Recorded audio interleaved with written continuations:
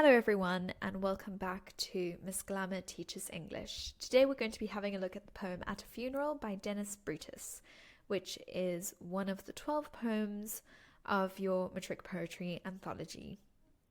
This poem is about a young woman called Valencia Majumbozi, who managed to qualify as a doctor after enormous hardship and sacrifice by her parents.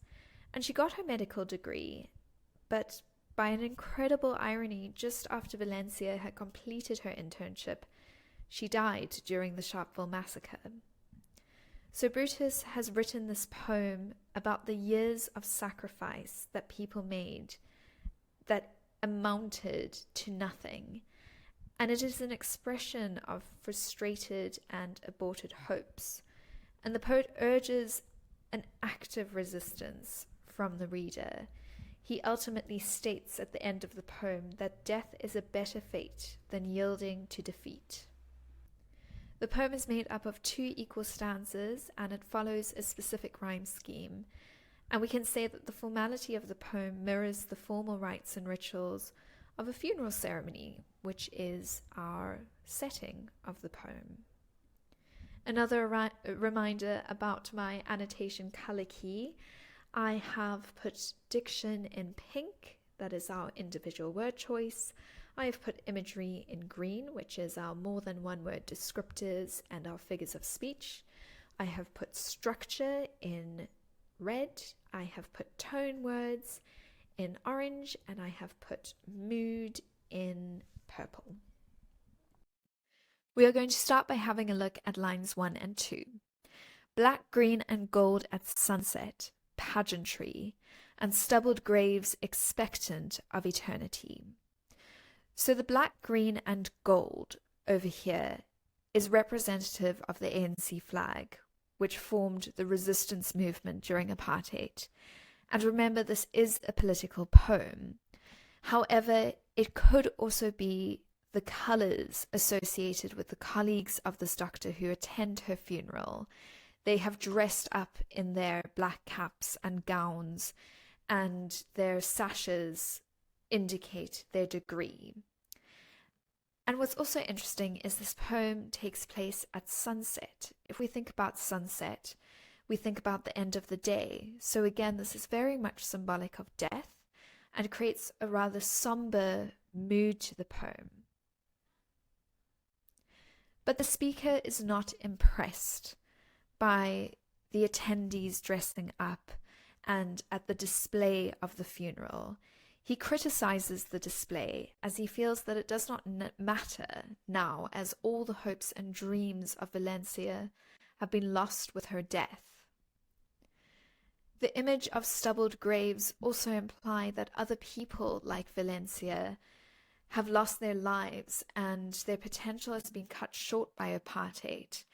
And how we get there is by the word stubbled. So if we think about a stubble, it could be the stalks of crops left sticking out after a harvest, or the remains of a person's beard after shaving.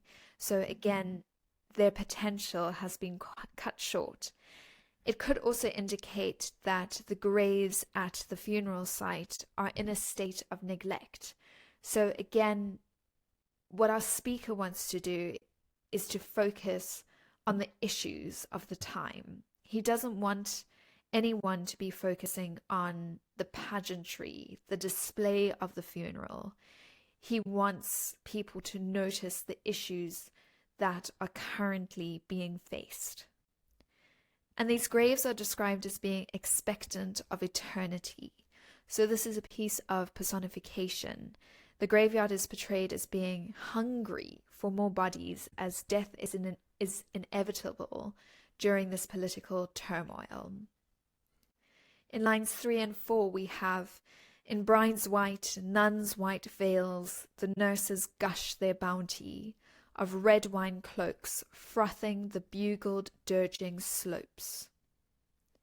Not only are the colleagues of Valencia attending the funeral, but also the nurses from the hospital that she would have done her internship at. And if we think about brides and nuns, they have connotations of innocence, purity, and holiness. So our poet is reminding us that These are the people that are willing to give everything to save the lives of those who fight for the liberation. If we think back to our message of the poem, it is the urgency for people to stand up and fight for freedom and to fight against the oppressive apartheid government, no matter what. We also know that this is a description of the nurses who are attending her funeral because of the description of red wine cloaks. So the nurses from the hospital are in attendance to the funeral and they wear their uniform. And at the time, nurses were known to wear cloaks which were lined with bright red. So that's where we get the red wine cloak from. And when the poet speaks about nurses gush their bounty, gush means to flow out fast, and bounty is something in abundance. So we know that many people are showing their grief and are in attendance to Valencia's funeral. And this is further supported by the word frothing, which again highlights the number of nurses who are in attendance. Then we have the image of bugle dirging slopes. So there are two meanings to this image. First of all, a bugle is an instrument that is often played at a military funeral, so it ties in with the setting.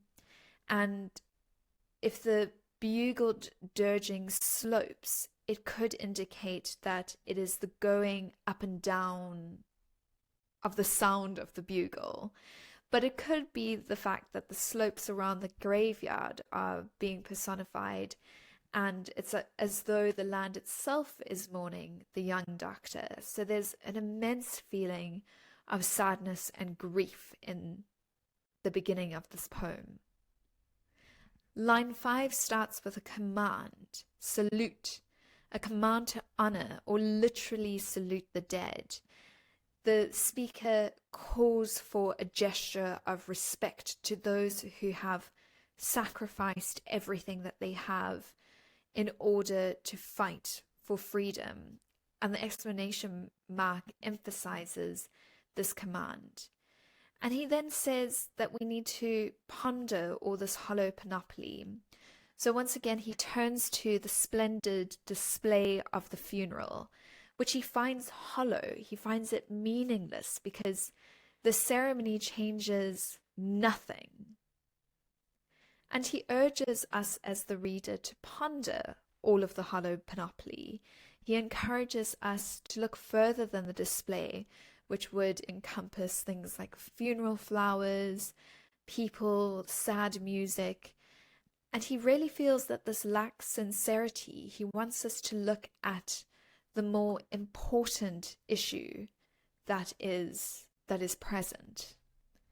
Line 6 says, "For one whose gifts the mud devours with our hopes." When he talks about for one, he is referring to Valencia Majumbozi, whose funeral he is at attendance. And he speaks about her gifts, so her ability as a doctor to heal and bring comfort to others. But these gifts have been devoured by the mud. So the mud is personified as having a hungry mouth. All of her hopes and those of her people are now buried in the earth. There is an immense sense of loss over here, and certainly anger at the loss of potential and the cutting short of people's lives as a result of apartheid. And therefore we could say there is a tone of despair and sadness in these lines. Lines 7 and 8 say, "O all you frustrate ones, powers tombed in dirt, aborted not by death, but by carrion books of birth." The speaker apostrophizes the dead. He addresses the dead directly and refers to them as frustrate ones. Frustrate is to prevent the success of something or to cause irritation and anger by preventing things from happening. It's important to note that the dead are described as powers tombed in dirt and as frustrate, which is a verb, not an adjective like frustrated. And this is because they are powerful enough to cause frustration to the government rather than being passively frustrated. So here we really start to hear the speaker's message that he wants people to fight. He doesn't want people to be passive during this political era. And as mentioned earlier, the dead are described as both frustrate and powers tombed in dirt. So their potential is buried because of their deaths. However, they can still be powerful enough to cause frustration to the government because they have at least fought for the cause. The word aborted means the ending of a life before it has begun. But the speaker is very clear that their life has ended not because of death. Death is personified over here because it's given a capital letter, but rather their lives have ended as a result of the carrion books of birth. So this is a direct reference to the passbook, which restricted people's lives and took away their freedom. The apartheid government is seen as being even more cruel and deadly than death itself. Earlier in the poem, we had the command to salute, but line 9 starts with, "Arise. The brassy shout of freedom stirs our earth, not death, but death's head tyranny sights our ground." The dead are addressed directly once again, and they're told to rebel or rise against the government. So here we have a defiant tone coming through. And the mention of the brassy shout is obviously a reference to the noise, to the loudness of the shout, but it's again a reference to the bugle, which we spoke about in line 4. And it does not send the dead to their rest, but rather awakens them. And freedom is capitalized to show that it is important. It is being personified as shouting and waking the dead, stirring them not to be passive, but to rather stand up against the government. In line 10, the poet is very clear as to who he blames these deaths on. He says, "Not death, but death's head tyranny sights the ground."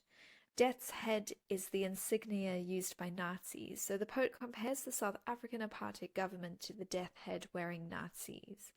And when he talks about tyranny, he speaks about a ruthless and cruel dictator. So according to the poet, death is not the one that is destroying South Africa, but the apartheid government, the tyrannical apartheid government. And he says death's head tyranny scythes our ground. So death is personified as the grim reaper with his scythe. I've put a little image over there, and I'm sure you recognize it from all sorts of films and other images that you've seen before.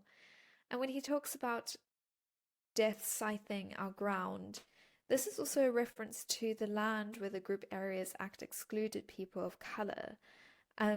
So the poet is very clear in the direction of his blame. And remember, the motive of his poem is to encourage the people reading it, or the people hearing him read it, or the people who are attending the funeral to not be passive during this time, but to rather fight and be aware of the atrocities that are taking place in South Africa. Line 11 is a continuation from line 10, which, as we know, said, "Not death, but death's head tyranny sights our ground, and plots our narrow cells of pain, defeat, and dearth." The word plot could be of reference to a small piece of land, like a plot where a grave is dug, but it could also be linking to the planning of something, often something evil. So this is an example of a pun. And what they are plotting are, what I mean by they is the apartheid government are potentially plotting are narrow cells of pain, defeat, and death. So These narrow cells could be the graves in the graveyard, the prison cells where prisoners of the apartheid government had been jailed, or the small houses in disadvantaged areas that people of colour had been forced to live in as a result of the Group Areas Act. So again, he is alerting us to the issues of the now. And when he speaks about dearth, he's speaking about the things that are in short supply, once again pointing out the issues that are present during apartheid. And the poet implies that pain, suffering, and death was deliberately caused by the apartheid government, because we had that word plot over there. And he's trying to stir some kind of action against these atrocities, against this pain, suffering, and death that has been caused by the apartheid government. And line 12 ends with the final message of the poem, which is, better that we should die than that we should lie down. Our poet implies that it is better for people to resist apartheid and die rather than give up and surrender. And he uses the inclusive pronoun we so that we identify with the struggle against apartheid. Not only him, but everyone else is to identify with the struggle and feel the urgency to fight against it. And when he says lie down, he means surrender or submit to oppression. So, as I said earlier, he wants us to resist apartheid. He wants people to not give up or surrender. And I don't know if you've noticed, but there is no full stop after this line, which implies that there is no end to resistance and while the poet is asking for the people of South Africa to resist apartheid and rather risk dying than giving up surrendering, he is also coming to terms with the tragedy of the young doctor's death. And it's almost like he has accepted that she has died and is appreciative of the fact that she did not choose to lie down or surrender to apartheid. And this is the better option. It is better to resist and die than to give up and surrender.